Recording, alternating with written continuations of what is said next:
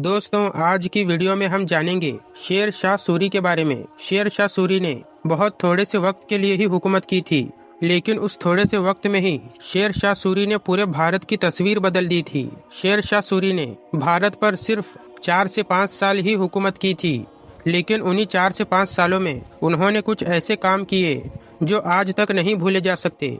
और आज लगभग 500 साल गुजर जाने के बाद भी भारत में रहने वाले लोग उनके किए हुए कामों से लगातार फायदा उठा रहे हैं। शेर शाह सूरी का असली नाम फरीद खान था और उनके वालिद का नाम हसन खान था।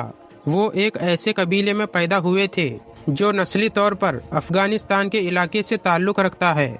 उनके उस कबीले को सूर कबीले के नाम से जाना जाता था। जब 1451 में लोधी सल्तनत कायम हुई तो लोधी सल्तनत भी एक अफगानी सल्तनत थी, इसीलिए अफगानिस्तान के बहुत से सरदार दिल्ली आने लगे।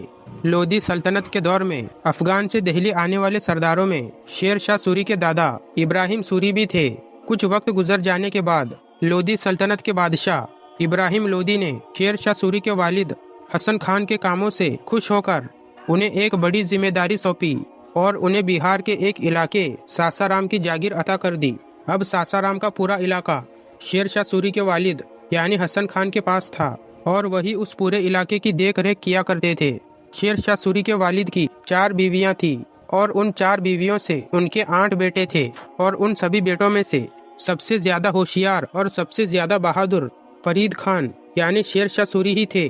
लेकिन हसन खान अपनी सबसे छोटी बीवी से सबसे ज्यादा मोहब्बत किया करता था, जो रिश्ते में फरीद खान यानी शेर शाह सूरी की सौतेली माँ थी।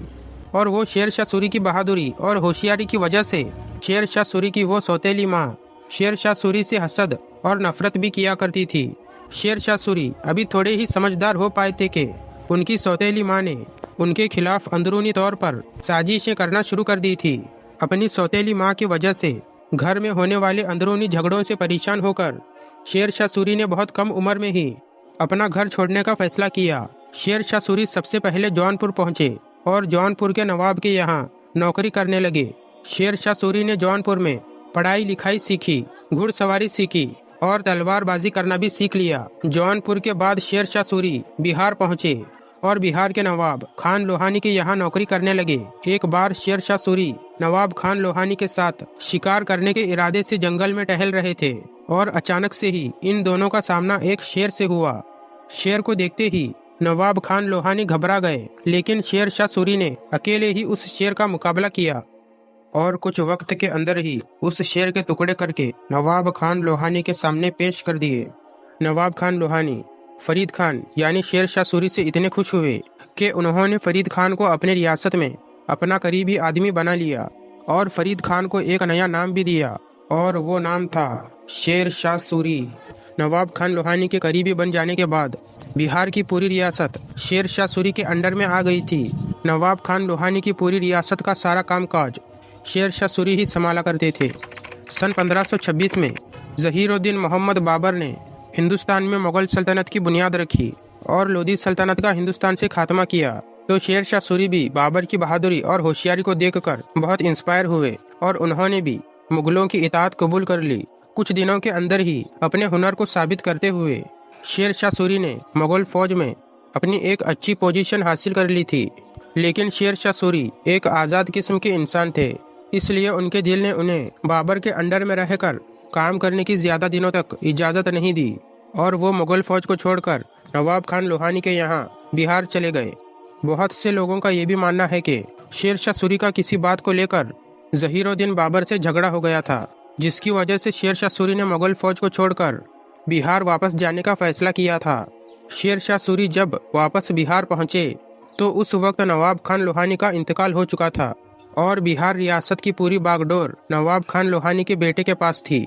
नवाब खान लोहानी के बेटे में जरा बराबर भी ऐसी काबिलियत मौजूद नहीं थी कि वो बिहार की पूरी रियासत को सही तौर पर संभाल सके।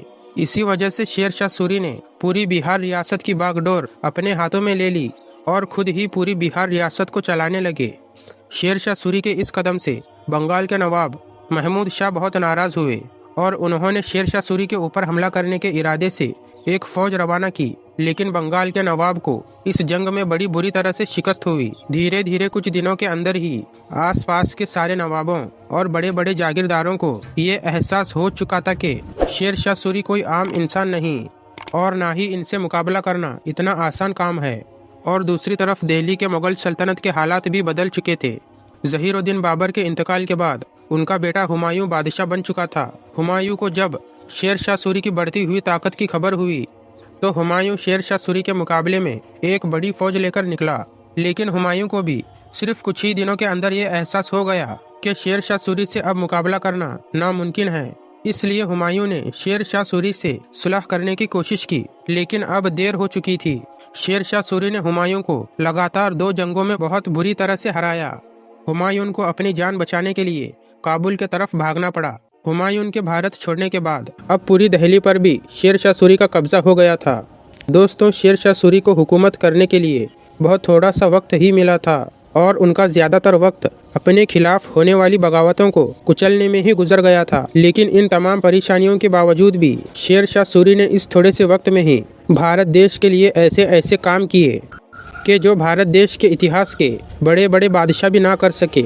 शेर शाह सूरी ने अपने दौर में किसानों की सहूलत के लिए बड़ी अच्छी अच्छी पॉलिसीज़ बनाई और बिजनेस के सिस्टम को भी बेमिसाल कर दिया था। दोस्तों, इंडिया में जो रुपया नाम की करेंसी चलती है, ये रुपया नाम की करेंसी भी सबसे पहले शेर शाह सूरी ने ही चलवाई थी।